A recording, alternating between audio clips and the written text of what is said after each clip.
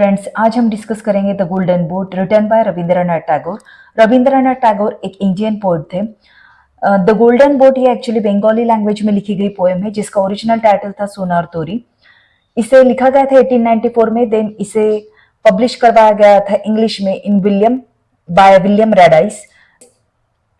इसका जो थीम है वो है लोनलीनेस, कॉलोनाइजेशन और एस्केपिज्म हमें देखने को मिलता है। The poet is trying to escape from the westernisation of India. मतलब जब ब्रिटेन के लोग, जो ब्रिटिश लोग जब यहाँ पे राज कर रहे थे तो उनका जो कल्चर था उसका इम्पैक्ट जो है वो इंडियन सोसाइटी पर होने लगा था। तो वो सब देखकर the poet was sad somewhere in his heart and that's why he was trying to escape from the current scenario. तो ये सारे थीम्स हमें यहाँ देखने को मिलती है, but after reading the poem it becomes really difficult to pinpoint the subject matter of the poem. The subject matter is really vague. So let's begin. Clouds rumbling in the sky. Rumbling का मतलब होता है गरजना। आसमान में बादल गरज रहे हैं। Teeming rain. मूसलाधार बारिश होने वाली है। I sit on the river bank sad and alone. मैं नदी के किनारे उदास और अकेला बैठा हूँ। The sheaves lie gathered. sheaves का मतलब होता है ढेर। lie मतलब पड़े रहना, gathered मतलब इकट्ठे, ढेर इकट्ठे पड़े हैं। हार्वेस्ट हैज एंडेड, फसल कट चुकी है। हार्वेस्टिंग करना मतलब फसल को काटना। The river is swollen and fierce in its flow. Fierce का मतलब होता है उग्र, स्वोलन का मतलब होता है उफान भरना। नदी उफन रही है और उसका प्रवाह उग्र है। As we cut the paddy it started to rain. जैसे ही हमने धान काटा, पैडी मतलब धान, इट स्टार्टेड टू रेन, बारिश शुरू हो गई। वन स्मॉल पैडी फील्ड, एक छोटा सा धान का खेत। नो वन बट मी, मेरे अलावा कोई नहीं, मतलब पोएट वहां पर एकदम अकेला है। Flood waters twisting and swirling everywhere, बाढ़ का पानी हर जगह घूम रहा है। Trees on the far bank, दूर किनारे पर पोएट को एक पेड़ नजर आता है। Smear shadows like ink on a village painted on a deep morning grey. अब जो विलेज उन्हें नजर आ रहा है उसको वो डिस्क्राइब करते हुए कहते हैं कि स्मीयर शैडोज लाइक इंक, स्याही की तरह धुंधली छाया नजर आ रही है उस गांव पर जो कि गहरे सुबह के भूरे रंग में रंग चुका है। On this side paddy field, उस तरफ एक धान का खेत है। ऑन दिस साइड, इस तरफ एक धान का खेत। नो वन बट मी, मेरे अलावा कोई नहीं। अब जब पोएट यहाँ पे बात करे स्मीयर शैडोज लाइक इंक मतलब स्याही की तरह धुंधली छाया, मतलब एक काली छाया हम बोल सकते हैं। तो poet here is talking about colonialism. He is talking about the British rule in India, because of which the Indian culture was destroyed completely and the westernization began. Who is this steering close to the shore singing? यह कौन है किनारे के करीब गाते हुए जा रहा है? I feel that she is someone I know. मुझे लगता है कि वह कोई ऐसी है जिसे मैं जानता हूँ। The sails are filled wide. पाल भरे हुए हैं, जैसे आप इमेज में देख सकते हो। She gazes ahead, वह आगे देख रही है। Waves break helplessly against the boat each side. लहरें दोनों तरफ से नाव से असहाय होकर टूट रही है। I watch and feel I have seen her face before. I watch, मैं देखता हूँ, and feel I have, और महसूस करता हूँ I have seen her face before, कि मैंने उसका चेहरा पहले भी देखा है। Oh, to what foreign land do you sail? अब पोएट जो है वो उस व्यक्ति से बात करने की कोशिश करते हुए नजर आ रहे हैं। वो कहते हैं कि ओ, तुम किस विदेशी भूमि पर जा रहे हो। Come to the bank and moor your boat for a while. Moor मतलब अपनी बोट को जो है वो पार्क करना, बांधना। कम टू द बैंक, किनारे पर आ जाओ और तुम्हारी बोट को जो है कुछ पल के लिए यहाँ पर बांध दो।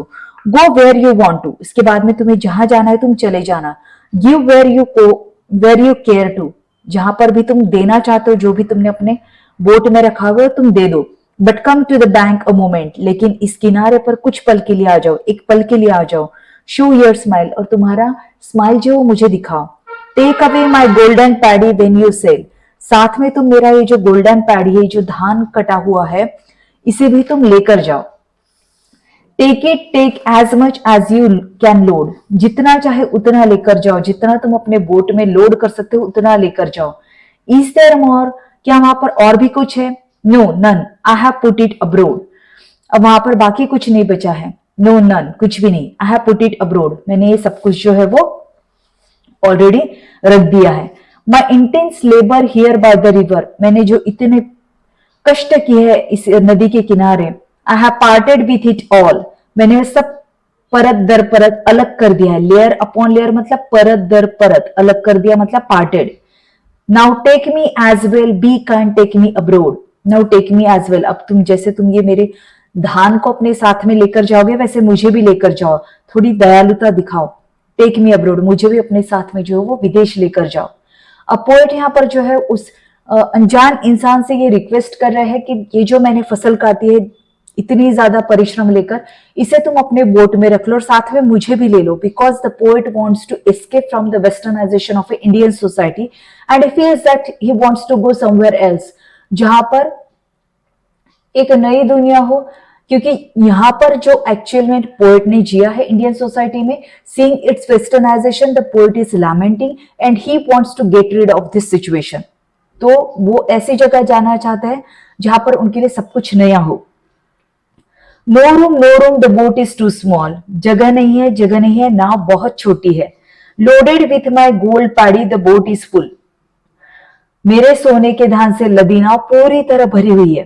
अक्रॉस द रेन, वर्षा के आकाश में, across the rain sky clouds heave to and fro, heave मतलब मंडराना, तो वर्षा के आकाश में बादल इधर उधर मंडरा रहे हैं। On the bare river bank, नदी के खाले खाली किनारे पर मैं अकेला रह गया हूं। I remain alone. What has gone, जो था वह चला गया। The golden boat took all, सोने की नाव में सब कुछ चला गया। The golden boat took all, the golden boat ने क्या किया, सब कुछ ले चुका है। अब मैं आपको इसका मीनिंग समझाती हूँ।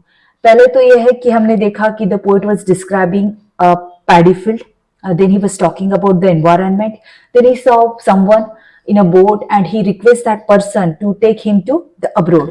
अभी जो रिप्लाई उनको मिलता है कि उस फील्ड में, उस बोट में जिसमें वो जाना चाहते हैं उसमें जगह नहीं है, मतलब the poet can't escape from the current scenario. तो अब इसका मीनिंग क्या है, इसका सिंबॉलिक मीनिंग समझ लेते हैं। इसमें रिवर का मतलब है flow of life and time, जिंदगी कैसी है, बहते रहती है, वक्त कैसा है, बहता रहता है, चलते रहता है, वो कभी रुकता नहीं है, जैसे कि नदी का पानी है।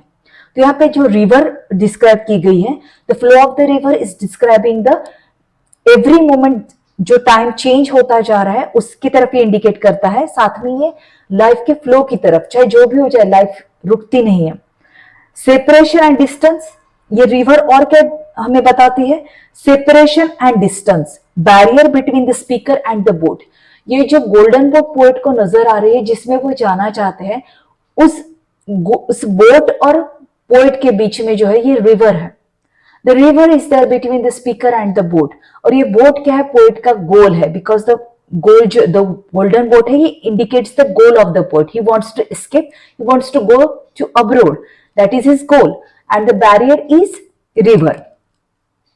Boat, fleeting nature of life and opportunities, boat क्या है, एक अपॉर्चुनिटी की तरह है, लेकिन वो अक्सर हाथों से छूटते जाता है, वो अपॉर्चुनिटी जो है वो छूटती जाती है। साथ में वो लाइफ का जो चेंजिंग नेचर है, हर वक्त जैसे लाइफ का सिनेरियो चेंज होते जाता है, वो भी ये बोट जो है वो इंडिकेट करती है। तो ये थी poem the golden boat written by Rabindranath Tagore. अगर आपको एनालिसिस अच्छा लगा हो तो don't forget to subscribe to the channel, hit the like button and share the video.